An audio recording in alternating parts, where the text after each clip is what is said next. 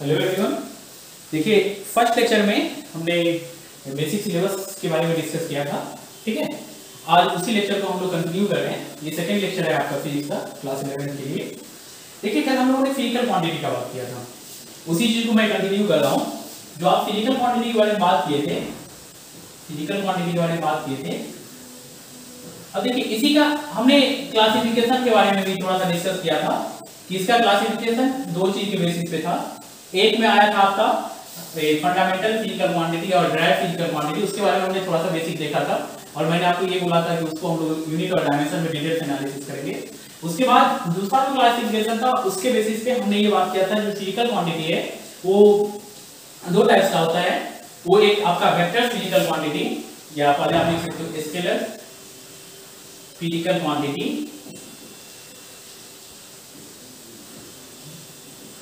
जिसका सिंपल हम लोग स्केलर लिख देते हैं, और दूसरा क्या है आपका vector physical quantity, vector physical quantity या सिंपल आप वेक्टर भी लिख देते हो, कोई दिक्कत नहीं होगा। वेक्टर फिजिकल क्वांटिटी या सिंपल वेक्टर क्वांटिटी दोनों लिखा जाता है। एक जब आप कोई बुक पढ़ेंगे या हो सकता है कि आपके कोई दोस्त मतलब कोई बुक पढ़े और आपसे ये पूछ दे, एक तीसरा टाइप भी फिजिकल क्वांटिटी होता है, वो है आपका टेंसर, टेंसर फिजिकल क्वांटिटी या टेंसर क्वांटिटी। पर एक बात ध्यान रखें, ये जो टेंसर क्वांटिटी ये हम लोगों के सिलेबस में नहीं है, तो आप ऐसे ही लिख के काट दोगे, ऐसे ही लिख के आप काट दोगे, क्योंकि ये हम लोगों के सिलेबस में नहीं है, ठीक है। ये जो है टेंसर क्वांटिटी आपने लिखा है ये हम लोगों के सिलेबस में नहीं है, इसलिए हमने लिख के काट दिया। लेकिन मैं टेंसर क्वांटिटी भी थोड़ा सा आपको बता दूंगा, टेंसर क्वांटिटी क्या होती है। जब हम लोग वेक्टर स्केलर पढ़ लेंगे तो उसके बाद मैं टेंसर भी थोड़ा सा आपको बता दूंगा कि टेंसर क्वांटिटी होती क्या है। लेकिन ये 11-12 के सिलेबस में नहीं है, ठीक है। और ताकि आपको कोई मतलब ऐसा ना मतलब ये फील करा दे कि नहीं आपको चीजें नहीं आ रही है, इसीलिए मैंने ये टेंसर क्वांटिटी लिख दिया। फर्स्ट में स्केलर, सेकंड वेक्टर और उसके बाद क्या होती है टेंसर, जो कि 11-12 के सिलेबस में नहीं, आप लिख के ऐसे ही काट दोगे, ठीक है। चलिए अब जो कोई भी फिजिकल क्वांटिटी है, किसी भी फिजिकल क्वांटिटी के बारे में बात किए तो हमने देखा कि इसका क्या टाइप्स होता है। अच्छा, किसी भी फिजिकल क्वांटिटी को अगर हम लोग मेजर कर रहे हैं, किसी भी फिजिकल क्वांटिटी को अगर हम लोग मेजर कर रहे हैं तो उसका जो मेजरमेंट है, measurement of any physical quantity, of any physical quantity express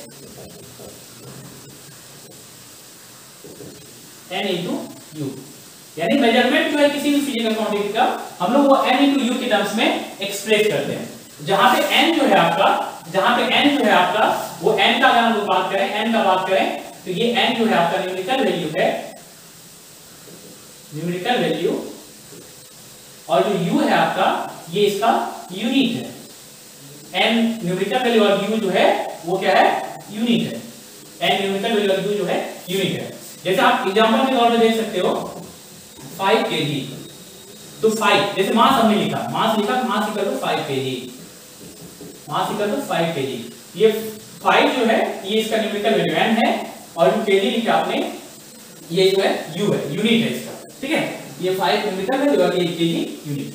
अब इसको अगर आप अदर यूनिट में आप लिखते हो तो n1 u1 equal to n2 u2, ये चीज भी आप लिख सकते हो। जैसे हम इस चीज को आप ऐसे भी देख सकते हो कि जो 5 kg है इसको अगर अदर यूनिट में लिखेंगे तो उसका यूनिट मतलब सेम फिजिकल क्वांटिटी हो, उसके दूसरे यूनिट में लिखेंगे तो उसका न्यूमेरिकल वैल्यू चेंज हो जाएगा। जैसे 5000 ग्राम, 5000 ग्राम, ठीक है। तो यहाँ पे n1 क्या है 5, u1 क्या है kg, अगर यहाँ पे बात करोगे तो n2 क्या है 5000, u2 क्या है ग्राम। तो हम लोग किसी भी फिजिकल क्वांटिटी का जो मेजरमेंट है इस टर्म्स में n into u के टर्म्स में एक्सप्रेस कर सकते हैं, ठीक है। कोई दिक्कत नहीं होगा, इस चीज को आप नोट कर लो, इस चीज को नोट कर लो, स्क्रीनशॉट लेके नोट कर लेना। अब बोलेंगे सर ये सब क्यों अभी बता रहे हैं, अभी देखिए अभी आपको एक चीज समझ में आ जाएगा। जो ये मैं ये डिफिनेशन लिख दिया हूं, इसलिए डिफिनेशन लिख दिया हूं कि थोड़ा सा हम लोग का टाइम बच जाएगा, ठीक है। हमने पहले स्केलर क्वांटिटी के बारे में बात किया, जो फर्स्ट है हम लोग का वो स्केलर क्वांटिटी है।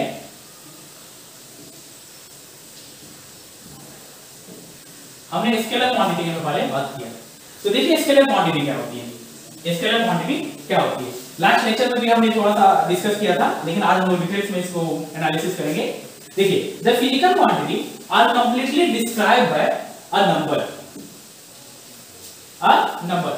जब हम लोग स्केलर क्वांटिटी की बात कर रहे हैं तो उस क्वांटिटी को हम लोग को कंप्लीटली डिस्क्राइब करने के लिए बस एक नंबर चाहिए। और देखिए व्हिच कैन बी पॉजिटिव और नेगेटिव, वो नंबर पॉजिटिव और नेगेटिव हो सकता है। एंड मतलब नंबर के अलावा क्या चाहिए, अ यूनिट ऑफ मेजर, यानी मेजरमेंट के लिए कुछ कोई तो यूनिट होगा, किस यूनिट में मेजर कर रहे हैं, बस ये दो चीज चाहिए। मतलब क्या, स्केलर क्वांटिटी को एक्सप्रेस करने के लिए, कंप्लीटली एक्सप्रेस करने के लिए आपको एक नंबर चाहिए प्लस एक यूनिट चाहिए, नंबर चाहिए और यूनिट चाहिए। इससे आपको स्केलर क्वांटिटी को कंप्लीटली डिस्क्राइब कर सकते हो, इससे आपको कंप्लीटली स्केलर क्वांटिटी को कंप्लीटली डिस्क्राइब कर सकते हो। जैसे एग्जांपल के तौर पे देख लीजिए, जैसे एग्जांपल पे देख लीजिए मास, अगर मास आप लिखते हैं जैसे 5 kg, तो 5 kg 5 न्यूमेरिकल वैल्यू और kg जो लिख रहे हैं क्या होगा इसका यूनिट, तो हम लोग इस प्रकार से एक्सप्रेस कर सकते हैं। दूसरा लेंथ, लेंथ का बात कर रहे हैं आप, तो लेंथ 10 मीटर, तो 10 न्यूमेरिकल वैल्यू और मीटर, मीटर जो हो क्या हो गया यूनिट। उसी प्रकार से आप वॉल्यूम 10 लीटर या 100 मीटर क्यूब, तो 100 और metre cube, metre cube volume का यूनिट होता है और 100 न्यूमेरिकल वैल्यू और मीटर क्यूब इसका यूनिट। टेम्परेचर 10 डिग्री सेल्सियस, तो 10 जो हो गया क्या हो गया न्यूमेरिकल वैल्यू डिग्री सेल्सियस, तो यूनिट। टेम्परेचर -20 डिग्री सेल्सियस, जैसे टेम्परेचर हमने बोला -20 डिग्री सेल्सियस बोल सकते हैं, तो यहाँ पे -20 जो है वो उसकी मैग्नीट्यूड हुई, बात समझ में आ रही है क्या, जो हम लोग ये नंबर -20 जो वो उसकी नंबर है। हमने क्या बोला कि जो स्केलर क्वांटिटी है उसको नंबर प्लस यूनिट चाहिए, तो जैसे अगर हम लोग ये बोल रहे हैं कि टेम्परेचर -20 डिग्री सेल्सियस है, टेम्परेचर अगर किसी कहीं किसी प्लेस का -20 डिग्री सेल्सियस है, तो -20 जो है ये नंबर है और जो डिग्री सेल्सियस है ये इसकी यूनिट है। बात समझ आ रहा है क्या, -20 नंबर है और डिग्री सेल्सियस जो है वो यूनिट है। इसी प्रकार से और भी आप मतलब क्वांटिटी ले सकते हो, और भी क्वांटिटी ढेर सारा एग्जांपल है, जैसे वर्क हो गया ये भी स्केलर क्वांटिटी है, पावर हो गया ये भी स्केलर क्वांटिटी है, ये सब मतलब और भी बहुत सारा फिजिकल क्वांटिटी जो स्केलर है वो हम लोग आगे भी बात करेंगे। तो अभी देख सकते हो कि आपका ये सब एग्जांपल है, कोई दिक्कत नहीं। अच्छा अब ये जो नंबर है, ये जो नंबर है जिससे आप स्केलर क्वांटिटी को एक्सप्रेस करोगे, ये नंबर पॉजिटिव भी हो सकता है और नेगेटिव भी हो सकता है, ये नंबर पॉजिटिव भी हो सकता है और नेगेटिव भी हो सकता है। तो पॉजिटिव नंबर जैसे टेम्परेचर 20 डिग्री सेल्सियस, तो यहाँ पे नंबर पॉजिटिव है, और अगर टेम्परेचर -20 डिग्री सेल्सियस है तो यहाँ पे ये नंबर क्या है, नेगेटिव है। आप ये चीज समझ सकते हो। पर कई बुक में या कई बार आप मतलब एक चीज और देखेंगे जो स्केलर को कंप्लीटली डिस्क्राइब करने के लिए कैपेबल होता है, वो क्या, जो भी स्केलर क्वांटिटी है, स्केलर फिजिकल क्वांटिटी है, अगर हम लोग उसका बात कर रहे हैं तो स्केलर क्वांटिटी को जो हम लोग है सिंपल अलजेब्रा से, सिंपल अलजेब्रिक मेथड से ऐड सब्ट्रैक्ट कर सकते हैं। सिंपल अलजेब्रिक मेथड क्या था वो लास्ट लेक्चर में हम लोग ने देखा था, वैसे भी आप सिंपल देखो तो जैसे मास है m1 10 kg है, m2 20 kg है, अगर दोनों को मिक्स करें देंगे तो m1 + m2 यानी बोल सकते हो 30 kg। मतलब सिंपल अलजेब्रा हम लोग इसी को बोलते हैं, यानी आप ये बोल सकते हो जो स्केलर क्वांटिटी है फॉलो सिंपल अलजेब्रा।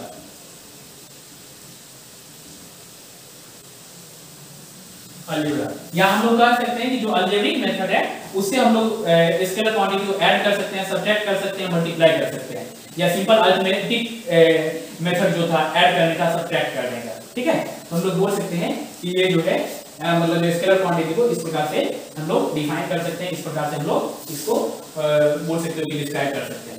समझ आ गया? फिर से मैं एक बार कंक्लूड कर दे रहा हूं स्केलर क्वांटिटी को। मतलब स्केलर क्वांटिटी वो है जिसको कंप्लीटली डिस्क्राइब करने के लिए एक नंबर चाहिए और एक यूनिट चाहिए, नंबर और यूनिट। वो नंबर पॉजिटिव भी हो सकता है, वो नंबर नेगेटिव भी हो सकता है, और यूनिट चाहिए, ठीक है। दूसरी बात क्या है, वो जो स्केलर क्वांटिटी है तो बेसिक अलजेब्रा जो बेसिक अलजेब्रिक मेथड है एडिशन, सब्ट्रैक्शन, मल्टीप्लिकेशन का, उस चीज को फॉलो करेगा, उसको हम लोग क्या बोलेंगे, स्केलर क्वांटिटी बोलेंगे, उसको क्या बोलेंगे, स्केलर क्वांटिटी। कोई दिक्कत नहीं होगी।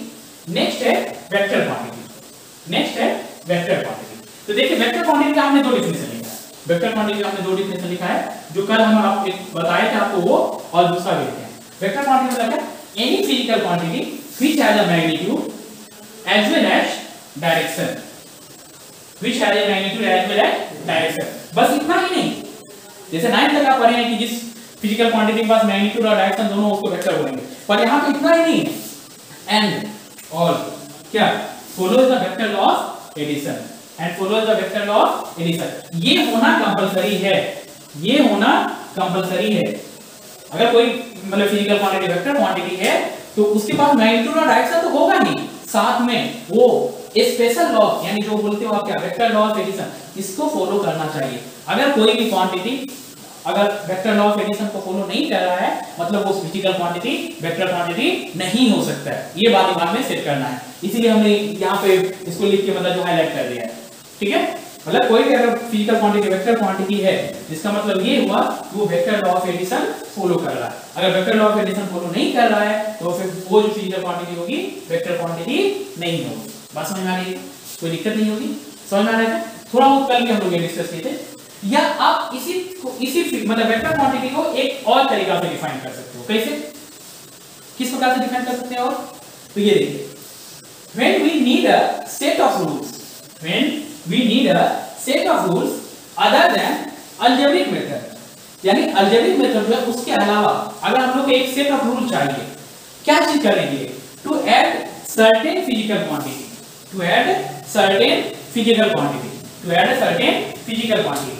तो उस फिजिकल क्वांटिटी को the physical quantity is called vector quantity. जो सेकंड डेफिनेशन है आपका ये भी है क्या कि अगर किसी भी फिजिकल क्वांटिटी को ऐड करने के लिए एक स्पेशल सेट ऑफ रूल की जरूरत होती है अदर देन अलजेब्रिक मेथड, तो उस फिजिकल क्वांटिटी को हम लोग क्या बोलते हैं? वेक्टर क्वांटिटी बोलते हैं। उसको क्या बोलते हैं? वेक्टर क्वांटिटी बोलते हैं। और वो अदर सेट ऑफ रूल है क्या? Vector law of algebra, sorry ये vector law of addition, vector law of addition. बात समझ में आ रही है? वेक्टर लॉ ऑफ एडिशन, कोई दिक्कत नहीं होगी। ये दो चीजें दिमाग में सेट कर लेते हैं, ये दो चीजें दिमाग में सेट कर लेते हैं। स्केलर और वेक्टर की डिफिनेशन। वेक्टर क्वांटिटी क्या? वो क्वांटिटी जिसको सिंपल अलजेब्रा से ऐड नहीं कर सकते हो, एक स्पेशल सेट ऑफ रूल की जरूरत हुई। जो स्पेशल सेट ऑफ रूल है वो है क्या? Vector law of addition. उस क्वांटिटी को हम लोग क्या बोलेंगे? Vector quantity. कोई दिक्कत नहीं है। अभी हम लोग एग्जांपल से देखते हैं। अब ये बेसिक चीजें में आपको ये समझ में आ गया। अब हम लोग मतलब है इसी में आगे बात करते हैं। जैसे इस चीज को मैं मिटा रहा हूं, इसके शॉट आप लेते रहिएगा और नोट्स बनाते रहिएगा। देखिए इसीलिए मैं ये डेफिनेशन लिख दे रहा हूं, टाइम बचाने के लिए हमने पहले लिख दिया था। ठीक है, आप मतलब इसको अच्छे से लिखते हो और इसके शॉट लेके अच्छे से आप लिख दीजिएगा। अब जैसे हम लोग वेक्टर क्वांटिटी का अगर एग्जांपल देखें, वेक्टर क्वांटिटी का एग्जांपल देखें तो देखिए क्या क्या एग्जांपल हो सकता है, क्या क्या एग्जांपल हो सकता है। अभी आपको ये चीज समझ में आ जाएगा।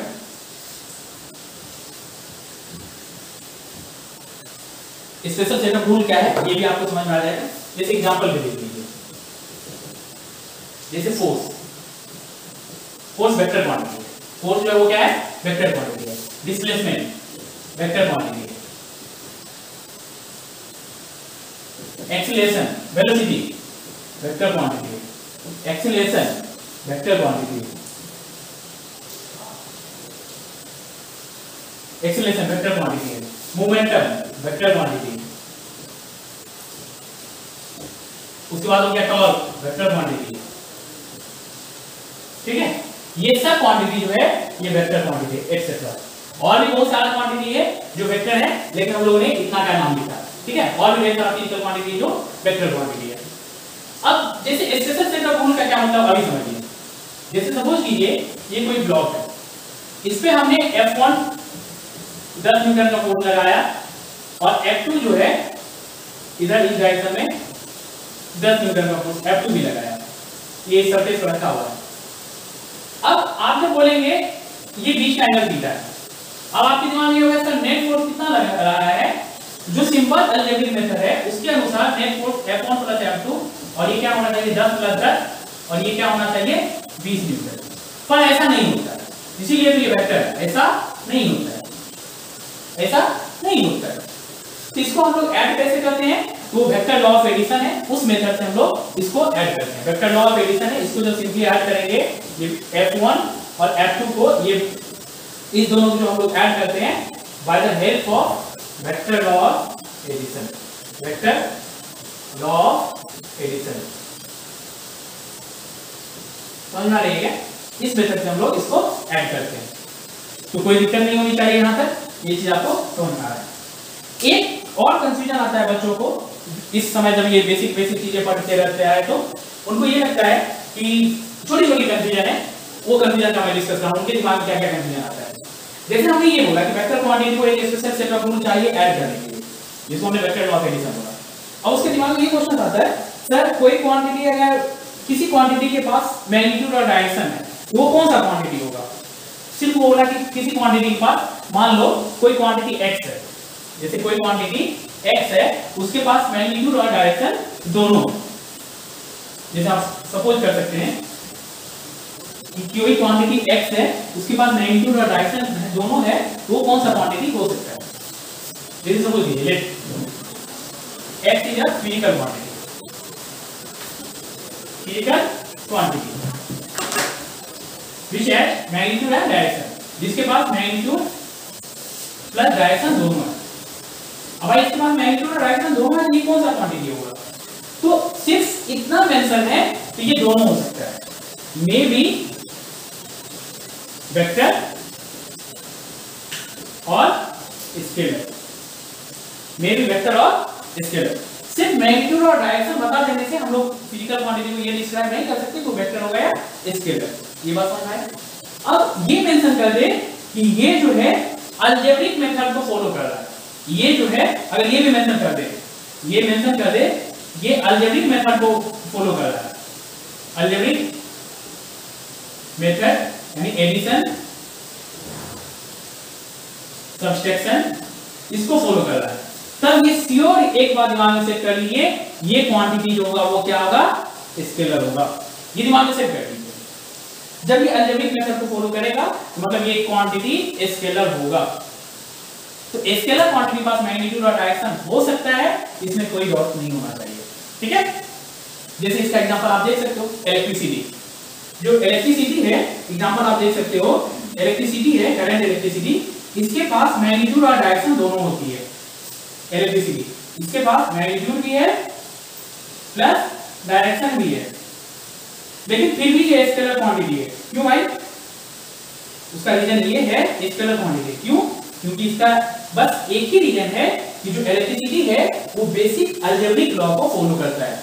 बेसिक अलजेब्रिक लॉ का मेथड क्या मतलब क्या हुआ? जैसे अगर मान लीजिए इधर से 3 एम्पीयर की करंट आ रही है, I1 अगर 3 एम्पीयर की आ रही है, और अगर मान लीजिए इधर से 2 एम्पीयर की करंट आ रही है I2, तो जो टोटल करंट होगा इधर जाएगा वो I1 प्लस I2, ये कितना 5 एम्पीयर की करंट जाएगा। यही है बेसिक अलजेब्रिक मेथड एडिशन का, जो कि हमने स्टार्ट में देखा। पर वेक्टर के साथ ये चीज नहीं होती है, वेक्टर के साथ ये चीज नहीं हो सकती। यहाँ पे कोई कुछ भी एंगल क्यों ना हो, यहाँ पे ये जो है ये होगा, ये हमेशा जाएगा। ये प्रैक्टिकली आप देख भी सकते हो, ये प्रैक्टिकली आप देख भी सकते हो।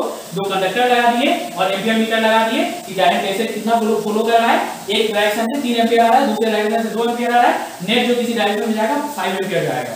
मतलब क्या, ये बेसिक अलजेब्रिक मेथड को फॉलो कर रहा है। इसलिए इलेक्ट्रिसिटी जो है वो क्या है? स्केलर क्वांटिटी है। इसलिए इलेक्ट्रिसिटी क्या है? स्केलर क्वांटिटी है। क्यों इलेक्ट्रिसिटी स्केलर क्वांटिटी है? क्योंकि ये बेसिक अलजेब्रिक मेथड से इसको आप ऐड कर सकते हो, सब्ट्रैक्ट कर सकते हो, ठीक है, ऐड कर सकते हो, इसीलिए कोई दिक्कत नहीं होगा। समझ में आ गया? तो एक कंफ्यूजन आपका दूर होना चाहिए। अगर सिर्फ ये मेंशन कर दे कि मैग्नीट्यूड और डायरेक्शन है तो दोनों हो सकता है, वेक्टर और स्केलर। हाँ, ये मेंशन कर दे कि अलजेब्रिक मेथड को सिर्फ फॉलो कर रहा है तब वो स्केलर होगा, ये दिमाग में सेट कर लेना है। इसी का एक एग्जांपल है इलेक्ट्रिसिटी, जो जिसके पास मैग्नीट्यूड और डायरेक्शन दोनों है, लेकिन ये अलजेब्रिक मेथड को फॉलो कर रहा है, इसीलिए ये स्केलर क्वांटिटी है। ठीक है, देखो कई लोग ये बोल देते हैं, एक्सप्लेन कर देते हैं कि नहीं करंट इलेक्ट्रिसिटी एक्सेप्शनल है। देखो फिजिक्स में कोई एक्सेप्शनल एक्सेप्शनल नहीं होता, ये केमिस्ट्री है और कोई सब्जेक्ट नहीं है जिसमें हम लोग हर एक लाइन में बोल देंगे एक्सेप्शनल है। यहाँ पे एक्सेप्शनल कुछ होता ही नहीं है, ठीक है, ये बात दिमाग में सेट रखिएगा। मिटाओ इसको, कोई दिक्कत नहीं है, चलिए मिटाओ, इसकी शॉट ले लीजिएगा। नेक्स्ट अगर हम लोग बात करें, ये देखिए अब हम लोग x के बारे में ही बात कर रहे हैं और हम लोग ये बोल रहे हैं कि ये जो है x जो है इसके पास मैग्नीट्यूड और डायरेक्शन दोनों है और ये वेक्टर लॉ ऑफ एडिशन को फॉलो कर रहा है।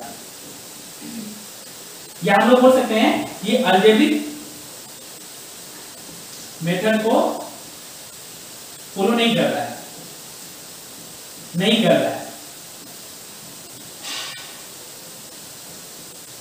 इसका मतलब ये आपके दिमाग में साफ हो जाना चाहिए। तो ये क्वांटिटी जो होगी क्या होगी?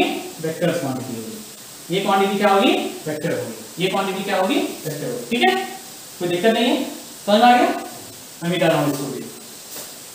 अब एक छोटी सी और कंफ्यूजन होती है बच्चों के दिमाग में, वो क्या है वो देखो।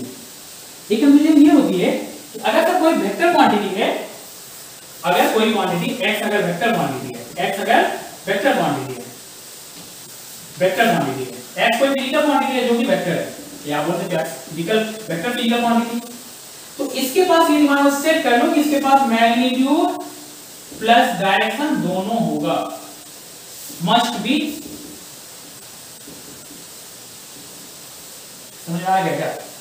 यानी अगर कोई वेक्टर क्वांटिटी है तो ये बात हम हमेशा दिमाग में सेट कर लें, उसके पास अवश्य ही मैग्नीट्यूड और डायरेक्शन होगा, ठीक है? अगर कोई फिजिकल क्वांटिटी वेक्टर क्वांटिटी है तो एक बात हम लोग दिमाग में सेट कर लें, उसके पास अवश्य ही मैग्नीट्यूड और डायरेक्शन दोनों होगा, ठीक है?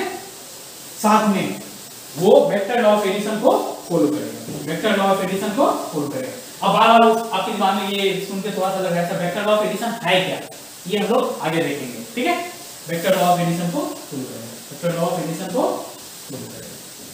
तो शायद अब आप तक यहां तक आपकी कंफ्यूजन जो भी होगी वो सारा दूर हो गया होगा कि क्या कंफ्यूजन, मतलब जो भी वेक्टर और स्केलर से रिलेटेड कंफ्यूजन होता है वो सारा दूर हो गया होगा, कोई दिक्कत नहीं है, ठीक है? चलिए आगे बात करते हैं, मिलाओ इसको, ठीक है? अब हम लोग वेक्टर के बारे में और डिटेल से एनालिसिस करेंगे कि किस प्रकार से वेक्टर को रिप्रेजेंट करते हैं, किस प्रकार से हम लोग वेक्टर के बीच का एंगल निकालते हैं, किस प्रकार से ऐड करते हैं, किस प्रकार से सब्ट्रैक्ट करते हैं, डिफरेंट टर्मिनोलॉजी वेक्टर में क्या-क्या यूज करते हैं, वो सारा कुछ हम लोग बात कर रहे हैं, एक-एक करके बात करेंगे। आप केयरफुली देखते रहेंगे और नोट्स बनाते रहिए, ठीक है? नोट्स बहुत इंपॉर्टेंट है, ऐसा नहीं कि ऑनलाइन क्लास में सिर्फ हम लोग ये कि मतलब ये लेक्चर देख लिए बस हो गया, ऐसा नहीं करना है। चलिए वेक्टर क्वांटिटी के बारे में बात किया, आपने वेक्टर क्वांटिटी के बारे में देखा कि बेसिक डिफिनेशन देख लिया। अब एक चीज और दिमाग में सेट कर लीजिए, वेक्टर क्वांटिटी के बाद मैग्नीट्यूड डायरेक्शन है, साथ में वेक्टर लॉ ऑफ एडिशन को फॉलो कर रहा है। अब नेक्स्ट हम लोग बात करते हैं, नेक्स्ट जो इसमें हम लोग चीजें हैं वो है representation of vector, representation of vector. देखिए वेक्टर को किस प्रकार से रिप्रेजेंट करते हैं, किस प्रकार से रिप्रेजेंट करते हैं। तो यहाँ पे दो रिप्रेजेंटेशन है, वेक्टर को दो तरीका से रिप्रेजेंट कर सकते हो। एक है आपका अलजेब्रिक रिप्रेजेंटेशन, अलजेब्रिक रिप्रेजेंटेशन, एक है अलजेब्रिक रिप्रेजेंटेशन, और दूसरा है आपका ग्राफिकल रिप्रेजेंटेशन, ग्राफिकल और ज्योमेट्रिकल, इसी को हम लोग ज्योमेट्रिकल भी बोलते हैं, ग्राफिकल या ज्योमेट्रिकल रिप्रेजेंटेशन।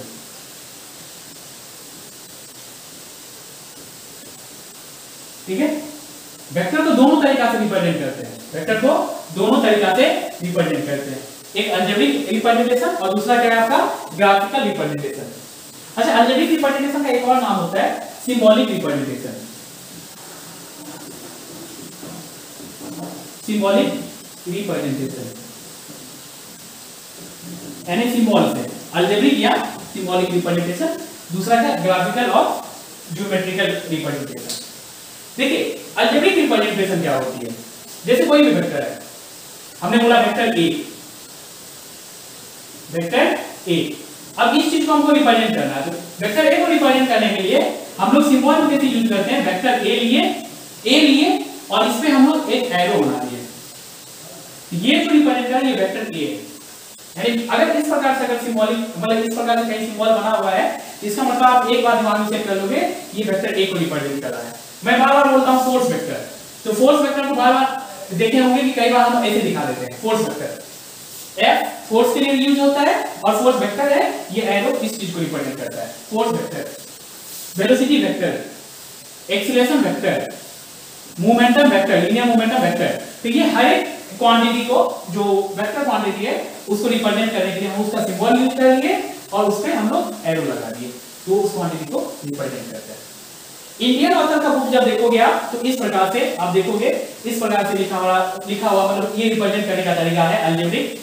किसी फॉरेन राइटर का अगर आप कोई बुक पढ़ रहे हैं, या हो सकता है कि इंडियन ऑथर में भी कुछ बुक है जिसमें इस प्रकार से भी रिप्रेजेंट करते हैं।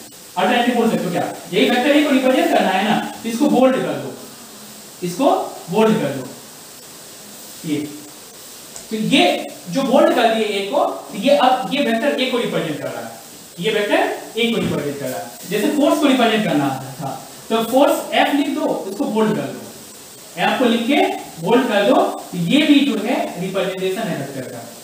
वी लिखना है, वी लिख दो और इसको बोल्ड कर दो, ये भी वेक्टर रिप्रेजेंटेशन है। ए लिखना है, ए लिख के बोल्ड कर दो, पी लिखना है, पी लिख के बोल्ड कर दो। ये जो है ये बोल्ड लेटर से भी हम लोग वेक्टर क्वांटिटी को रिप्रेजेंट करते हैं। ये सब अलजेब्रिक रिप्रेजेंटेशन है। ये क्या है? Algebraic representation. कोई दिक्कत नहीं होगी, समझ में आ रहा होगा, कोई कंफ्यूजन नहीं होगा आपको। नेक्स्ट जो मेथड है आपका ग्राफिकल रिप्रेजेंटेशन है। ग्राफिकल रिप्रेजेंटेशन में देखिए किस प्रकार से रिप्रेजेंट करते हैं। जैसे कोई भी वेक्टर ए है, वेक्टर ए को रिप्रेजेंट करना है।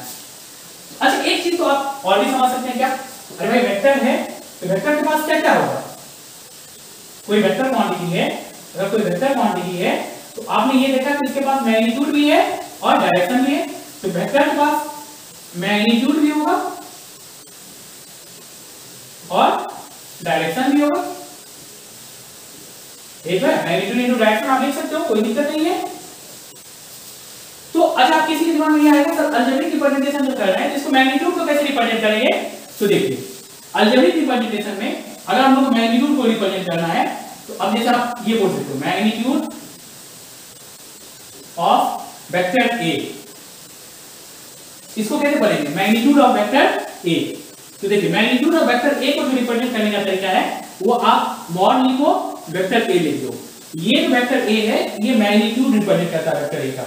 या इसी का एक और तरीका है, सिंपल ये लेटर बाहर भी लिख दो। ये वेक्टर ए है, इसके मैग्नीट्यूड को ऐसे भी रिप्रेजेंट कर सकते हो, ऐसे भी रिप्रेजेंट कर सकते हो। अब जैसे वेक्टर एफ है, वेक्टर एफ, इसका अगर मैग्नीट्यूड रिप्रेजेंट करना है या तो ऐसे लिख दो या ऐसे लिख दो। ये क्या है? मैग्नीट्यूड ऑफ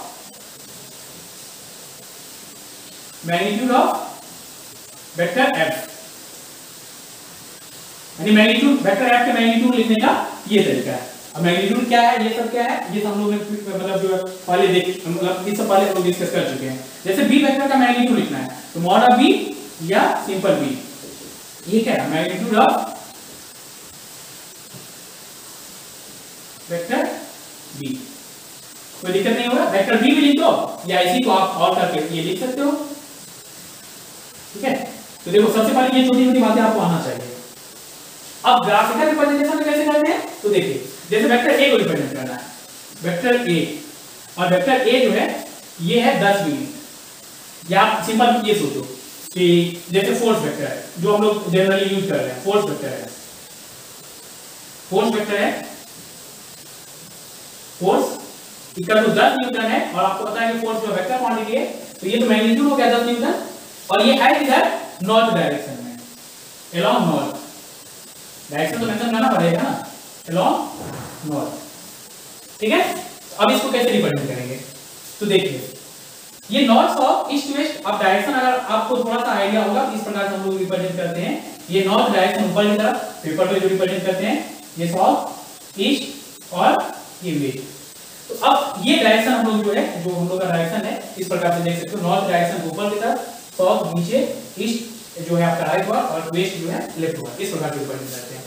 अब फोर्स 10 न्यूटन लग रहा है अलोंग नॉर्थ, इसको एक्सप्रेस करना है, ग्राफिकल रिप्रेजेंट करना है। कैसे करेंगे? तो देखिए यहाँ पे एक हम लोग ज्योमेट्रिकल या ग्राफिकल रिप्रेजेंटेशन में एक एरो लेते हैं, एक लाइन लेते हैं, ये लाइन। ठीक है, इस लाइन का जो लेंथ होता है वो इसके मैग्नीट्यूड को रिप्रेजेंट करता है। अब बोलेंगे सर लाइन का लेंथ मैग्नीट्यूड को रिप्रेजेंट कर रहा है, इसका क्या मतलब है? ये तो सर समझ में नहीं आ रहा। ये जो लाइन का लेंथ होगा ये तो सर सेंटीमीटर में होगा या मीटर में होगा या मिलीमीटर में होगा, आप इसको न्यूटन में कैसे रिप्रेजेंट करेंगे? ये कंफ्यूजन होना चाहिए था।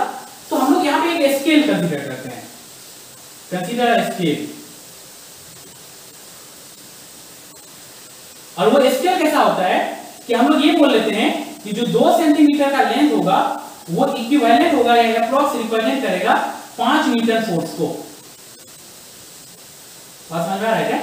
ये जो स्केल कंसीडर की, इस स्केल में आप ये देख सकते हो कि 2 सेंटीमीटर इस लेंथ का जो स्केल होगा, इस लाइन का जो लेंथ होगा वो 5 न्यूटन फोर्स को रिप्रेजेंट करेगा, 5 न्यूटन फोर्स के इक्विवेलेंट होगा। समझ में आया? कोई दिक्कत नहीं होगी। यानी 2 सेंटीमीटर का जो इसका लेंथ होगा ना वो 5 न्यूटन फोर्स को रिप्रेजेंट करेगा, उसके इक्विवेलेंट होगा। तो आपको 10 न्यूटन फोर्स को रिप्रेजेंट करने के लिए कितना बड़ा लाइन देना चाहिए? 4 सेंटीमीटर। या तो आप इसको 4 सेंटीमीटर बोलो या अप्रॉक्स आप इसको 10 न्यूटन बोलो, ये स्केल कंसीडर करते हैं। तो हमने ये लाइन ले लिया, ये लाइन ले लिया।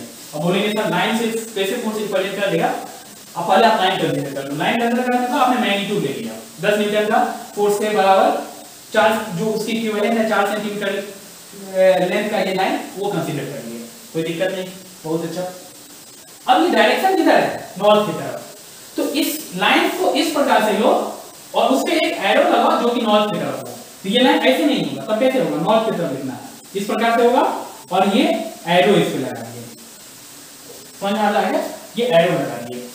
तो अब ये कंप्लीट हो गया। ये एरो किधर है? नॉर्थ की तरफ, तो मतलब इसका डायरेक्शन नॉर्थ की तरफ। और इसका जो लेंथ होगा, इसका जो लेंथ होगा, इसका लेंथ कितना है? 4 सेंटीमीटर, जो किसको रिप्रेजेंट कर रहा है? 4 सेंटीमीटर किसको रिप्रेजेंट कर रहा है? 10 न्यूटन फोर्स को। और ये जो एरो का डायरेक्शन है ये वेक्टर के डायरेक्शन को रिप्रेजेंट कर रहा है। ये जो एरो का डायरेक्शन है ये represent the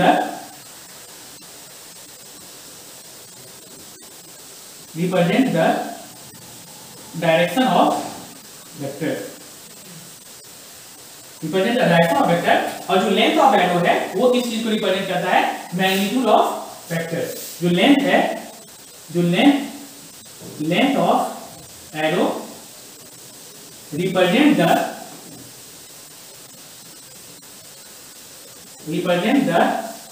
magnitude of vector. समझ में आया? जो आपने एरो लिया है, एरो मतलब क्या? तीर, एक तीर हमने लिया है, उस तीर का जो लेंथ है वो उसके मैग्नीट्यूड को रिप्रेजेंट करेगा और उस तीर का जो डायरेक्शन है वो उसके वेक्टर के डायरेक्शन को रिप्रेजेंट करने का काम करेगा। कोई दिक्कत नहीं होगी। तो आप देख लो बोर्ड पे पूरा रिप्रेजेंटेशन लिखा हुआ है, किस प्रकार से होता है, किस प्रकार से हम लोग रिप्रेजेंट करते हैं। ये चीज आप दिमाग में सेट कर लो, इसका नोट्स बना लो। धीरे धीरे ये सब चीजें आपके लिए ये टॉपिक नया है, ठीक है?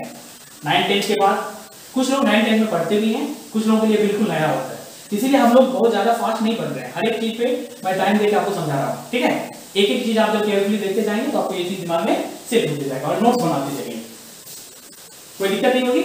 ये ग्राफिकल रिप्रेजेंटेशन और ये अलजेब्रिक रिप्रेजेंटेशन था, ठीक है? बिठाओ इसको। अब हम लोग और आगे बात करते हैं कुछ चीजें, ठीक है? और कुछ हम लोग बात करते हैं, देखिए किस प्रकार से हम लोग ये छोटी छोटी चीजें को और हम लोग देखेंगे। अभी आपने जो ग्राफिकल रिप्रेजेंटेशन था उसी में हम लोग थोड़ा सा और बात करते हैं।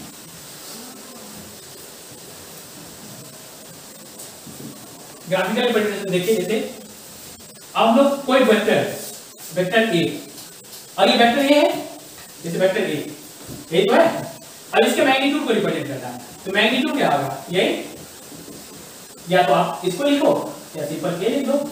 ये क्या है? Magnitude of vector A. और जब हम लोग ग्राफिकल रिप्रेजेंट करेंगे कैसे? ये चीज हो जाएगा, ये मॉड ऑफ ए, एरो का जो लेंथ होगा वही मैग्नीट्यूड का मैग्नीट्यूड है, या इसको ऐसे लिख सकते हो। और ये क्या है? ये direction of vector A, direction of vector A. अब ये हम लोग ये एरो दिखा के वेक्टर ए दिखा देते हैं, तो मतलब ये समझ में आ जाता है कि अच्छा ये वेक्टर ए के मतलब इस प्रकार से रिप्रेजेंट कर रही है।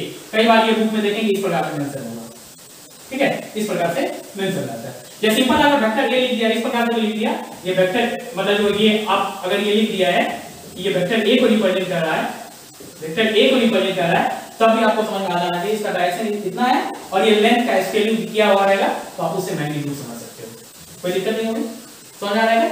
तो ये एरो से हम लोग वेक्टर को रिप्रेजेंट करते हैं, ठीक है? चलिए मैं मिटा रहा हूं इसको, आगे छोटा सा बात हम लोग इसमें और करते हैं। अब angle between two vector, angle between two vector कैसे बात करते हैं? देखिए बहुत इंपॉर्टेंट है एंगल बिटवीन टू वेक्टर। दो वेक्टर के बीच में कैसे एंगल लिखते हैं? जैसे सपोज कीजिए एक वेक्टर ये है ए, ठीक है? तो इसका जो ये है ये टेल है, और इस वाले पार्ट को, एरो वाले पार्ट को टेल बोलते हैं। यानी जो ये एरो है इसका ये वाला पार्ट इसको हम लोग टेल बोलते हैं, पूंछ, और ये इसका हेड, फिर इस तरह से हम लोग ये टर्मिनोलॉजी यूज करते हैं। इसको टेल को टी से आप कैपिटल टी से दिखा सकते हो, हेड को एच से दिखा सकते हो। ठीक है, दो वेक्टर के बीच एंगल देखने से पहले एक छोटा सा चीज और देख लेते हैं, shifting of vector. Shifting of vector यानी वेक्टर का शिफ्टिंग। वेक्टर का शिफ्टिंग का क्या मतलब है ये देखिए, जैसे कोई वेक्टर ए है, तो वेक्टर ए है तो इसके पास क्या होगा, मैग्नीट्यूड और डायरेक्शन दोनों, बिना इसके मैग्नीट्यूड और डायरेक्शन चेंज किए वेक्टर को आप शिफ्ट कर सकते हो। तो कैसे शिफ्ट कर सकते हो, इसको आप आगे बढ़ा सकते हो उसी डायरेक्शन में, एरो का लेंथ चेंज नहीं होना चाहिए। एरो का लेंथ चेंज होगा इसका मतलब क्या, मैग्नीट्यूड चेंज हो जाएगा, मतलब ये चेंज नहीं होना चाहिए। मतलब इसको आप इस प्रकार से शिफ्ट कर सकते हो, शिफ्ट 1 बोल सकते हैं इसको।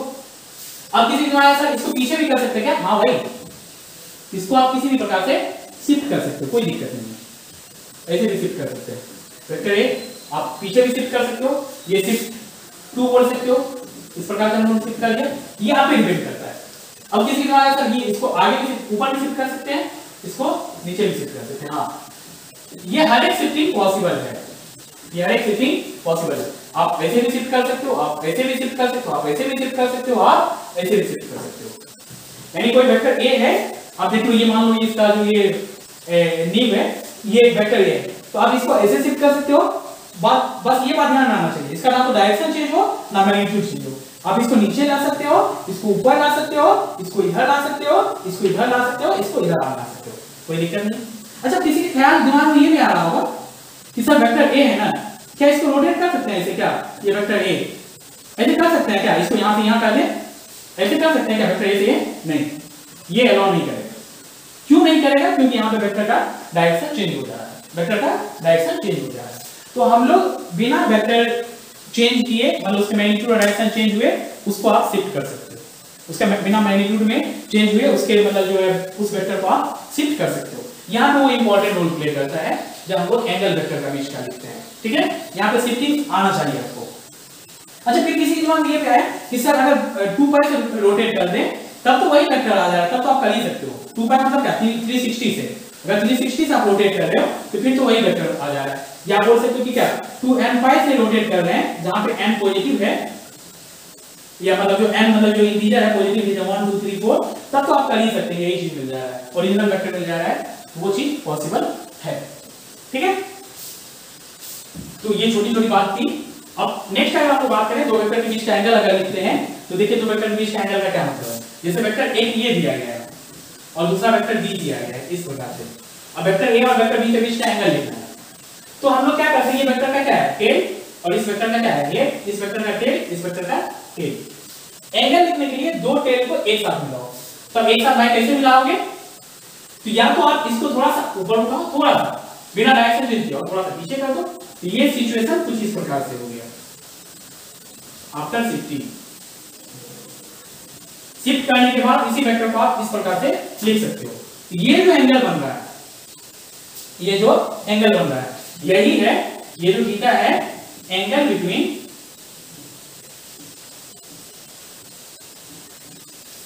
Vector A and vector B, vector A and vector B, ये वेक्टर ए और वेक्टर बी के बीच का एंगल है, कोई दिक्कत नहीं होगी।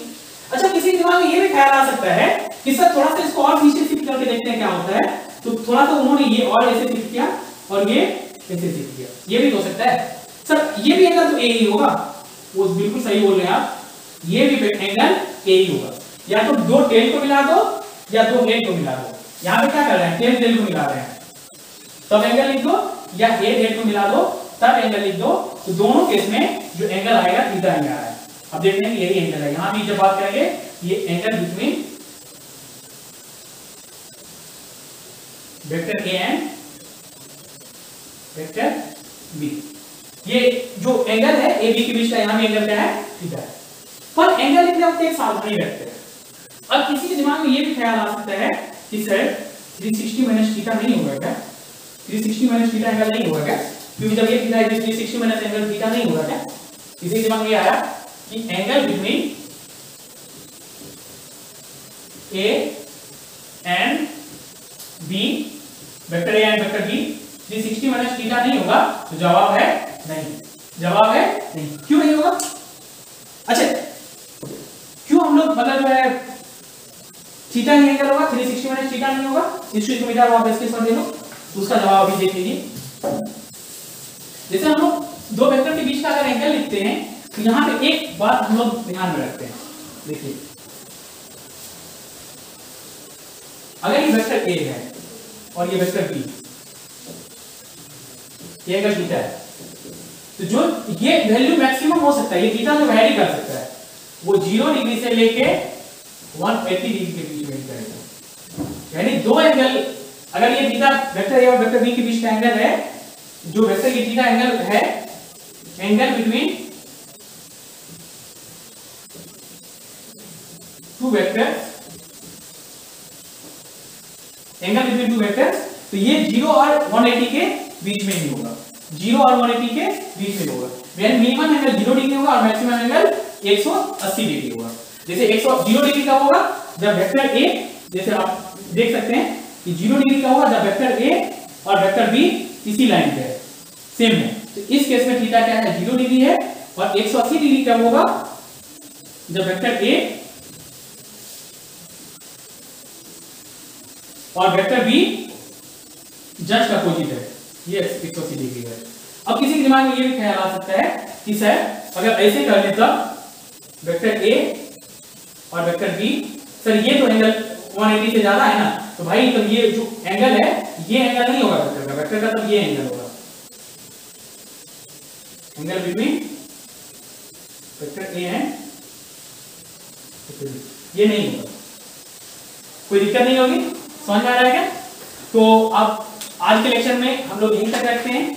आज के लेक्चर में हमने क्या देखा, मैं लेक्चर को पूरा कंक्लूड कर दे रहा हूं। आज हम लोग यहीं पे स्टॉप करते हैं। अगले लेक्चर में हम लोग यही देखेंगे, आगे देखेंगे डिफरेंट टर्मिनोलॉजी देखेंगे, क्या क्या टर्मिनोलॉजी हम लोग वेक्टर में यूज करते हैं और उसको किस प्रकार से हम लोग के लिए वो जरूरी है। और दूसरी बात क्या कि किस प्रकार से हम लोग vector law of addition use करते हैं, किस प्रकार से और टाइप्स का वेक्टर होता है, किस प्रकार से यूनिट वेक्टर, किस प्रकार से हम लोग फाइनल वेक्टर को डिफाइन करते हैं, ये सब चीज देखेंगे। आज के लेक्चर में अगर हम लोग पूरा कंक्लूड करें तो आज के लेक्चर में हमने क्या क्या सीखा। सबसे पहले हमने फिजिकल क्वांटिटी को कैसे एक्सप्रेस करते हैं ये चीज देखा, उसका डिफरेंट टाइप्स देखा। उसमें हम लोग डिफरेंट टाइप्स में क्या देखा, वेक्टर, स्केलर और टेंसर। टेंसर क्वांटिटी हम लोग के सिलेबस में नहीं है, हमने लिख के काट दिया था, लेकिन हम लास्ट में आपको वो भी थोड़ा सा बता देंगे, ठीक है। उसके बाद हमने क्या देखा, वेक्टर का रिप्रेजेंटेशन देखा, किस प्रकार से वेक्टर को रिप्रेजेंट करते हैं। उससे पहले वेक्टर और स्केलर का डिफिनेशन देखा और डिफरेंट टर्म्स देखा उसमें। उसके बाद फिर हम लोग वेक्टर से डिफिनेशन के बाद वेक्टर का रिप्रेजेंटेशन देखा, किस प्रकार से रिप्रेजेंट कर रहे हैं। फिर उसके बाद हमने वेक्टर के बीच का एंगल देखा, किस प्रकार से एंगल हम लोग निकालते हैं। उसी में वेक्टर का शिफ्टिंग देखा, किस प्रकार से वेक्टर को शिफ्ट करते हैं। तो आज की क्लास हम लोग यहीं पे स्टॉप करते हैं। नेक्स्ट लेक्चर में बाकी चीज, इसका टर्मिनोलॉजी और किस प्रकार से वेक्टर एडिशन ये सब होता है उसका बात करेंगे, ठीक है। Thank you.